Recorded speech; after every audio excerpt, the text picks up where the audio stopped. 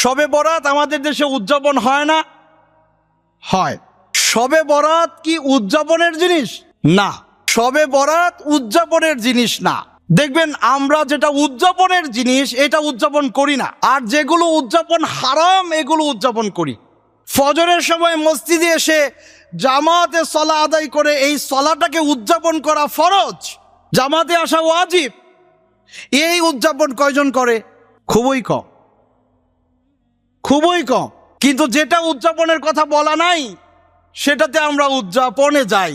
রাসূল করিম সাল্লাল্লাহু আলাইহি সাল্লাম থেকে একটি মাত্র গ্রহণযোগ্য হাদিস রয়েছে যেটা শবে বরাতকে মূল্যায়ন করে, এই রাতের মহত্বকে বর্ণনা করে, এই রাতের স্বীকৃতি দেয়। একটি মাত্র হাদিস, আর সেটিকে বলা হয়েছে লাইলাতুন নিসফি মিন শাবান, শাবানের মধ্য রজনী।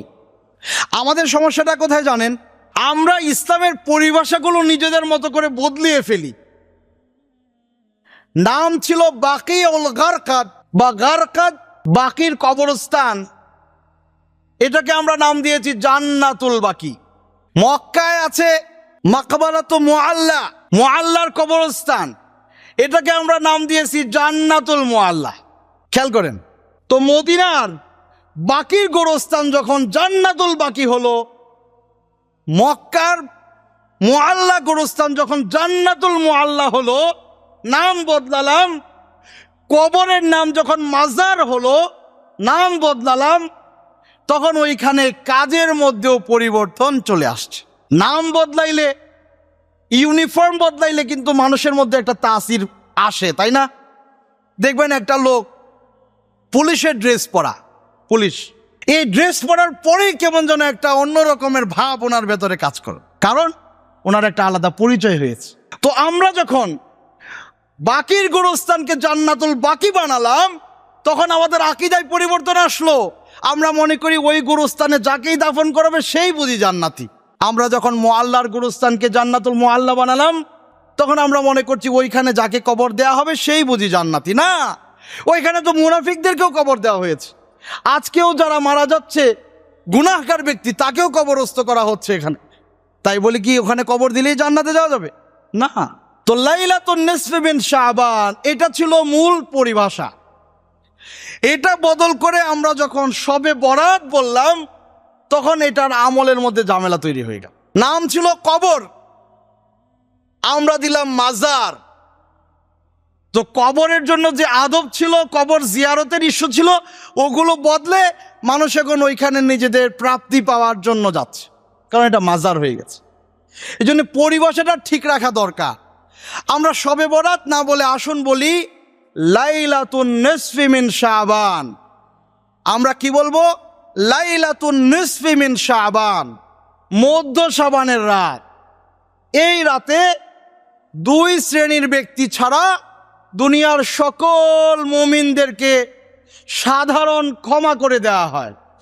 সাধারণ ক্ষমার রাত। এক শ্রেণী হলেন যারা মুশরিক, আল্লাহর সাথে শিরকে লিপ্ত, আল্লাহ তাদেরকে ক্ষমা করেন না। আরেকজন হচ্ছে মুশাহিন, তার সাথে তার কোনো দিনী ভাইয়ের সাথে, প্রতিবেশীর সাথে, আত্মীয় স্বজনের সাথে বিদ্বেষী সম্পর্ক, স্বামী স্ত্রীর মধ্যে বিদ্বেষী সম্পর্ক, একজন আরেকজনের সাথে কথা বলে না, ভাইয়ে ভাইয়ে লড়াই, জমি নিয়ে লাগছে লড়াই, একজন আরেকজনের মুখ দেখতে পারে না, প্রতিবেশীর সাথে প্রতিবেশীর বাউন্ডারি নিয়ে ঝগড়া, আপনার কলিগ যিনি অফিসে কাজ করেন কোনো কারণে তার সাথে ঝগড়া হয়ে কথা বন্ধ করে দিয়েছেন। আপনার জন্য ক্ষমা এই মধ্য শাবানের রাতে নাই। মধ্য শাবানের আগেই আপনি ওই ভাইয়ের কাছে গিয়ে নিজের এই ঝামেলাটা মিটিয়ে ফেলেন। যদি শিরকের সাথে থাকেন, শিরিক মুক্ত ঈমান নিয়ে ওই রাতে যদি আপনি ঘুমিয়েও থাকেন, আপনার জন্য ক্ষমা নিশ্চিত, এতে কোনো সন্দেহ নাই। এখন কথা হলো, আমাদের দেশে শবে বরাতকে উদযাপন করা হচ্ছে, সরকারি ছুটি ঘোষণা করা হচ্ছে, হালুয়া রুটি সহ নানান কিছু হচ্ছে, মসজিদে সারা রাত ব্যাপী ইবাদত হচ্ছে, কবর জিয়ারতে মানুষ দল বেঁধে যাচ্ছে। এসব কিছুই শরীয়ীভাবে অবৈধ, শরঈভাবে নিষিদ্ধ। সিদ্ধ কতটুকু? ব্যক্তিগতভাবে আপনি ঘরে ইবাদত করবেন, এতটুকু সিদ্ধ। আল্লাহ রসুল সাল্লাল্লাহু আলাইহি ওয়াসাল্লাম প্রতি রাতের মতো লাইলাতুন নিসফি মিন শাবান বা মধ্য শাবানের রাতেও ইবাদত করেছেন। সুতরাং আপনি যদি মধ্য শাবানের রাতে ঘরে বসে ইবাদত করেন, নফল সালাত আদায় করেন, তাসবিহ তাহলিল পাঠ করেন, কোনো অসুবিধা নাই, আপনাকে বাধা দেওয়ার কেউ নাই। কিন্তু এ ব্যক্তিগত আমল যখন সামাজিকভাবে, জাতীয়ভাবে উদযাপনের রূপ নিয়েছে, এটা জায়েজ থেকে বিদআতে পতিত হয়েছে। এজন্য আমরা আপনাদেরকে বলবো, আসুন আমরা যেটা সুন্নাহ সম্মত, যতটুকু বৈধ, যতটুকু জায়েজ, অতটুকুতে থাকি, আল্লাহর কাছে আমরা গ্রহণযোগ্য হতে পারবো। কিন্তু আমরা যদি অতি আবেগ দেখিয়ে এটাকে উদযাপনে চলে যাই, এটা হয়ে যাবে বিদআহ, আল্লাহর কাছে সবচেয়ে ঘৃণিত একটা কাজ।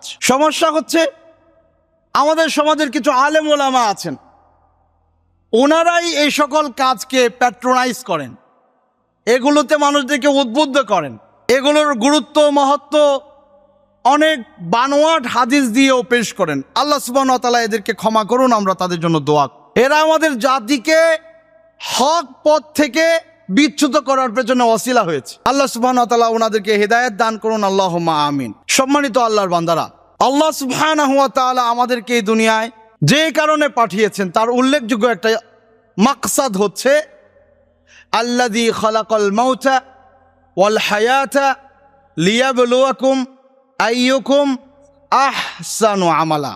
আল্লাহ পরীক্ষা করতে চান আমাদের মধ্যে কে সর্বোত্তম আহসান আমলটা আল্লাহকে উপহার দেয়। এখানে আকসারু আমালা বা অধিক আমলের কথা বলা হয় নাই।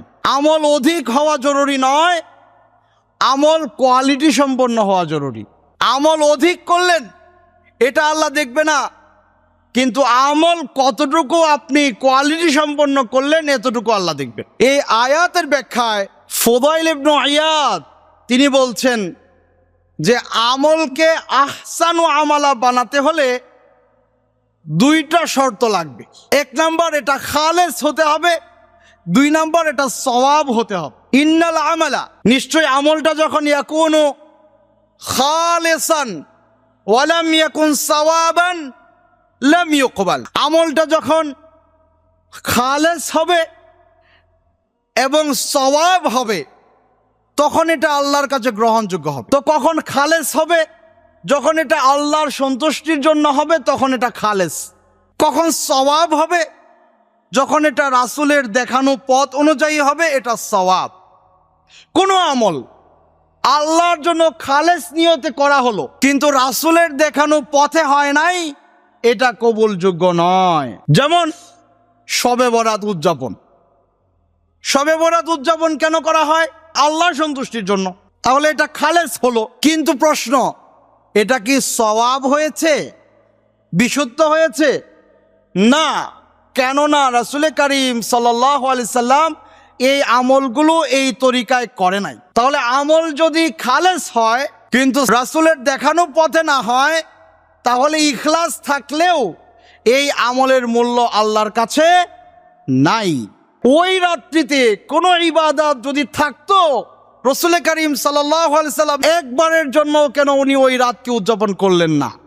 ওনার মৃত্যুর পরে 100 বছর ওনার সাহাবায়ে কেরাম দুনিয়ায় ছিলেন, 100 হিজরি পর্যন্ত প্রায় 100 বছর সাহাবায়ে কেরাম, তাবেঈ, পরে আরো সালাফরা এসেছেন, তারা কেউই এই রাতকে ইবাদতের জন্য নির্দিষ্ট করেন নাই। সুতরাং আপনি যদি করেন, আপনি নিজ দায়িত্বে করলেন, এটার কোনো মূল্য দ্বীনে নাই, ইসলামে নাই, শরীয়তে নাই। আপনি যদি জোর দিয়ে করতে চান, গায়ের জোরে করতে চান, করতে পারেন, আপনার দায়িত্বে আপনি করবেন, কিন্তু এটার কোনো মূল্য ইসলামে নাই, এতটুকু আমরা বলতে পারি।